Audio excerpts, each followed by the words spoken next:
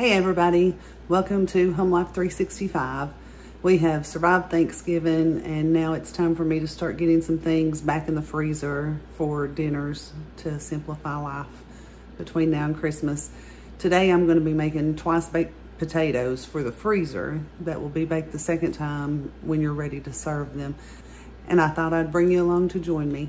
I'll bring you down to the counter and we'll get started.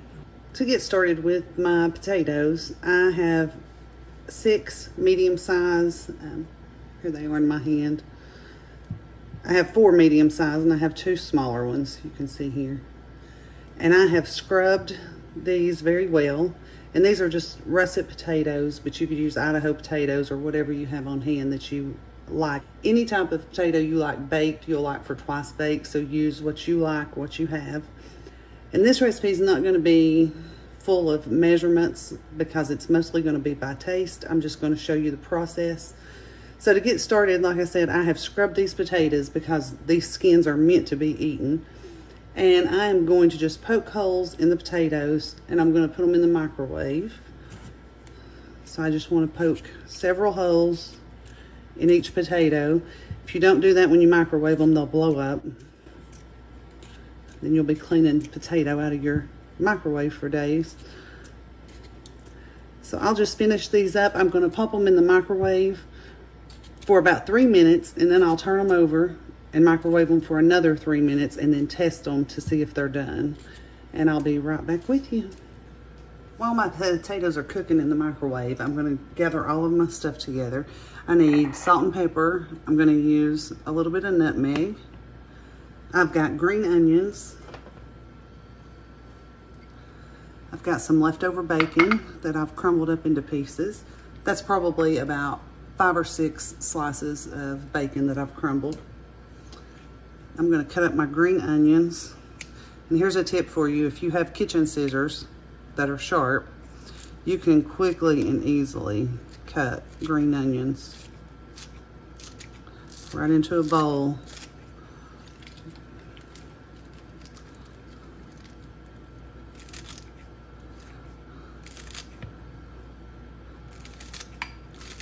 This is fast and easy, and it keeps the green onions from getting as bruised as if you're trying to cut them. And you can see I've missed the bowl a little bit. Some has went flying, but most of it's made it in.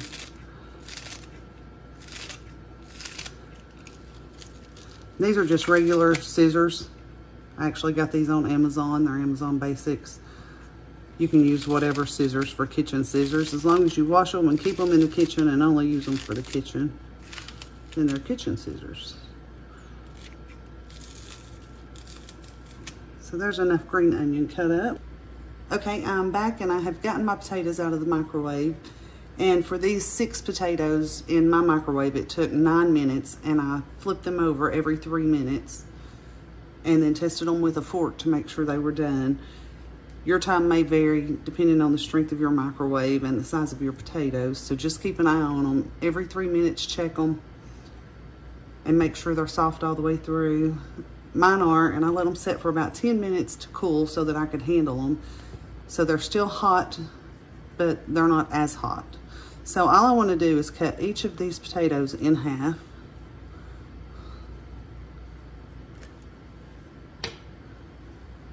Like so. And then I want to take a spoon and I'm just going to go around the edge, I hope you can see this, around the edge of the potato and kind of cut down.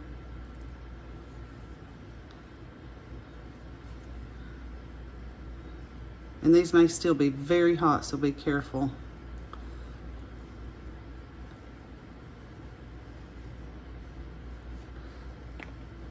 So I want to leave enough on the edge of the potato so that it keeps stability, so that it's still a sturdy potato. And then I'm just scooping out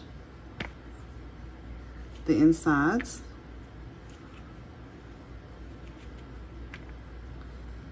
Right into my bowl. And then you can just kind of scrape like so to get a little bit more. Just don't break through the skin. So I'm going to continue that with the rest of the potatoes, and I'll be back when I get this done. Okay, I've removed all the potato from the inside of my potatoes. And I just want to take a fork now and kind of mash the potato up into smaller bits. Those potatoes they're still hot, and it was hot to handle. So if you have trouble handling the hot potatoes, use a clean kitchen towel and just put it in your hand. Just put the potato in your hand with a clean kitchen towel to scoop them out, and that will save your hand. You don't want the potato to be completely cooled down because we need this to melt the butter that we're about to put in.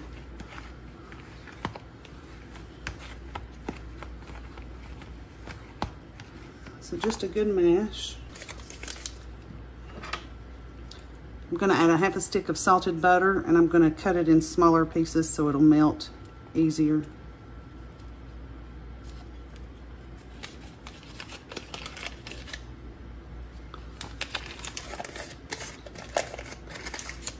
That was about a half a stick. If you're making more potatoes, use more butter. If you're making less, cut it back.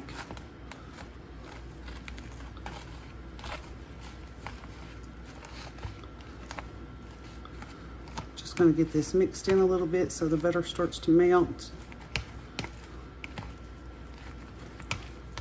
I want to get the butter mostly melted before I add in my milk, because the milk's gonna cool the mixture down and then the butter may not melt.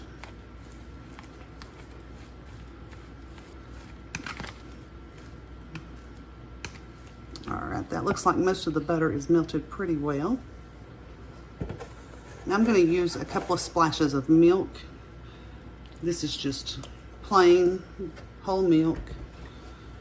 You could use sour cream if you want for this step. A lot of times I do, but I'm running low on sour cream, so I'm just going to use milk today. So you do whichever you prefer. Like I said, if I had more sour cream, I would most likely use it. Now I just want to add enough milk to fluff this up and make it more like mashed potatoes.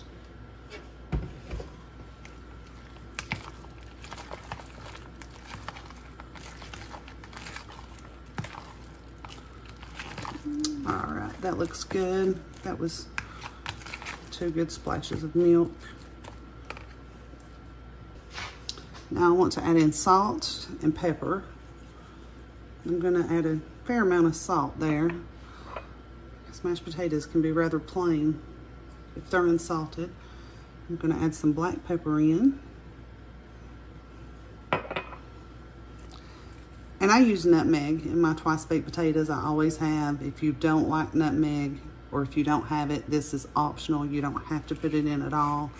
I just like the taste, and I'm just going to put in 1 sprinkle. Give this a mix. Okay, now you want to give these potatoes a taste. You want to check your seasoning, check your salt and pepper, and make sure you have enough. So I'm just going to grab a spoon.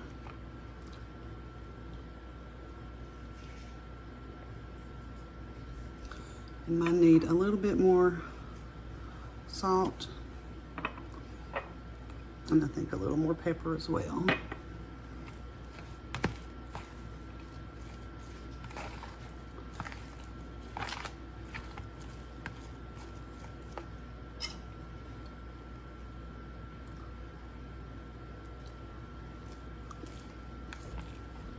Okay, I gave it another taste. That tastes good. So the next thing I want to do is I'm going to add a little more than half of my green onions. I want to save some to go on the top. I'm also going to add about half of the bacon. I also want some of it on top. And I'm going to add a handful of shredded sharp cheddar cheese.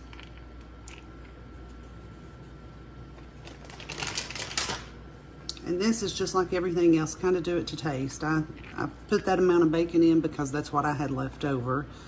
And I cut up the green parts of about 3 green onions and used about half of it. And the cheese was a handful. So I want to get this mixed up.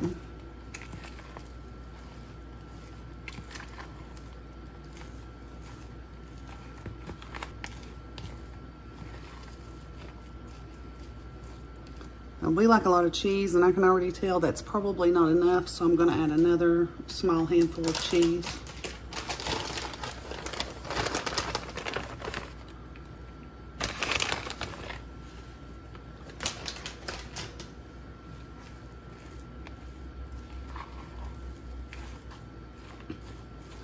Okay, now one more time I'm going to check my seasoning, because now I've added stuff to it and I want to make sure that it didn't, with the salty bacon it should be fine.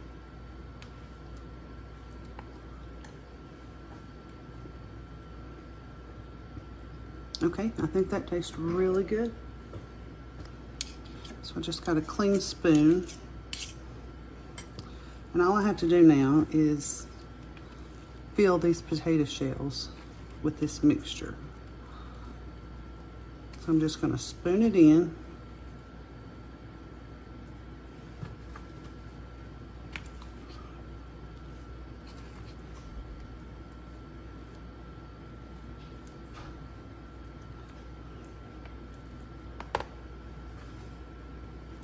If you have any potatoes like mine where I have a spot right there, I hope you can see it, where I actually went through the shell, that's going to be fine. It's not going to hurt it. You don't have to throw that away. You can still use it.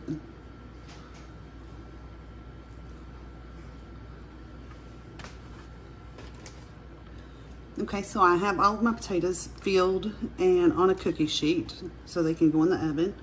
And I want to just give them all a good sprinkle of the shredded cheddar cheese.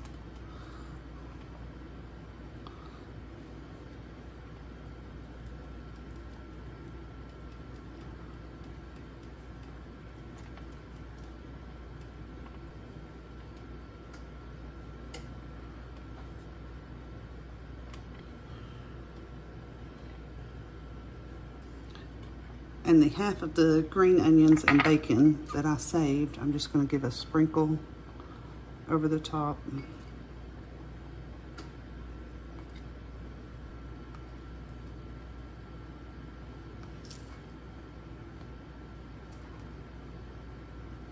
And the bacon.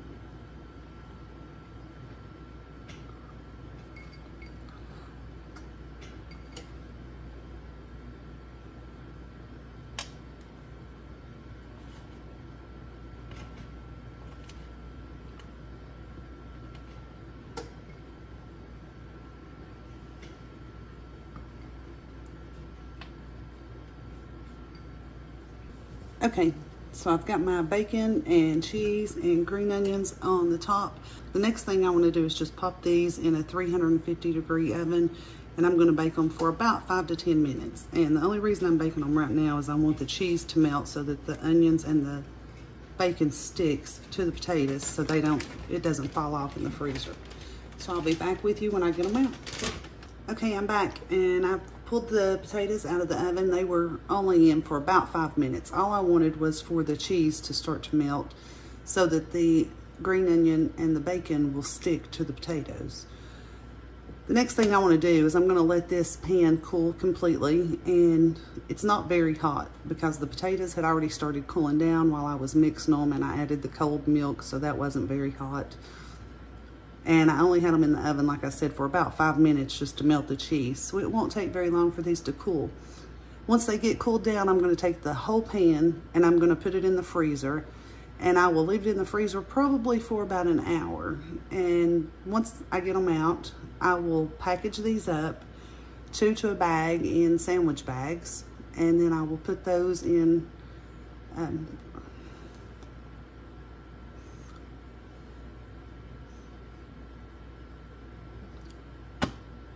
once they come out of the freezer, I will package them up, and I will do 2 per sandwich bag for my family because it's usually just me and Rodney eating, and we only need 1 of these a piece for dinner as a side.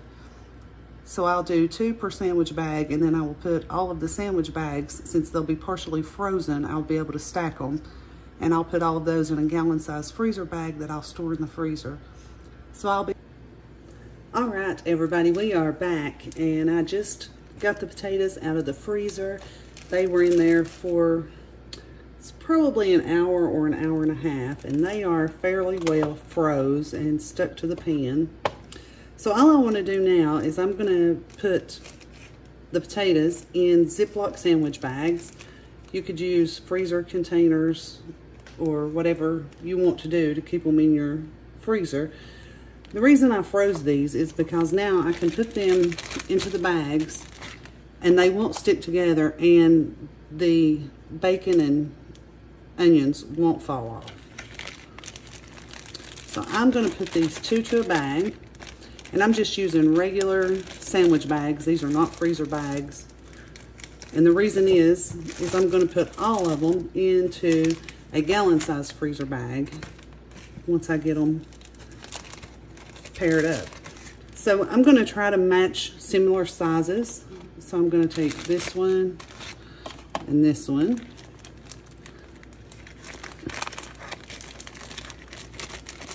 And the reason is just that I don't want one person to have a potato this size and the other person have a potato this size. I want to try to keep them as even as possible. Of course, if you have someone who has a much bigger appetite, you can absolutely make yours larger and smaller, whatever suits your family.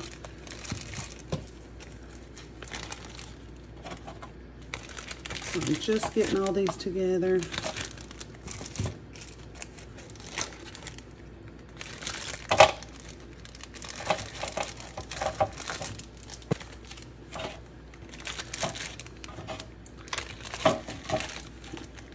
And as I close them up, I'm just going to try to squeeze most of the air out of them just to make sure they don't take up too much space in the freezer bag.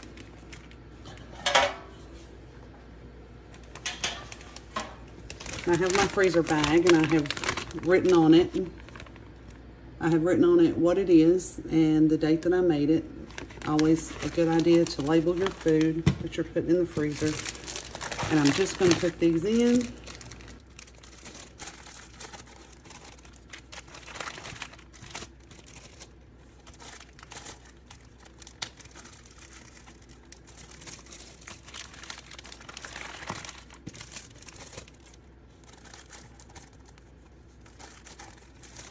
And because these are frozen, I can stack them on top of each other in the bag.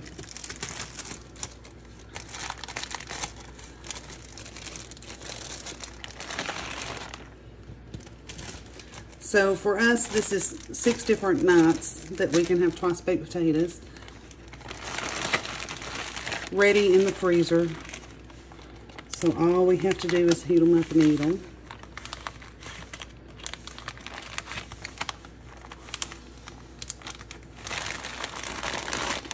So now I have all the potatoes in individual servings in a freezer bag to keep them protected. So I'm just going to pop these in the freezer. Okay, so we have our potatoes all bagged up. So that'll be 6 nights we can have twice baked potatoes. So when we're ready to serve these, all I need to do is thaw them, and then I can heat them in the microwave, or I can pop them in the oven while our meat and other sides are cooking, and these take no time at all. Remember, everything in it is already cooked, so all you need to do is heat them, make sure they're heated all the way through, and they're ready to eat. You could also take these for lunch. It'd be easy to microwave them, and you have a delicious potato, and these are so much better than store-bought.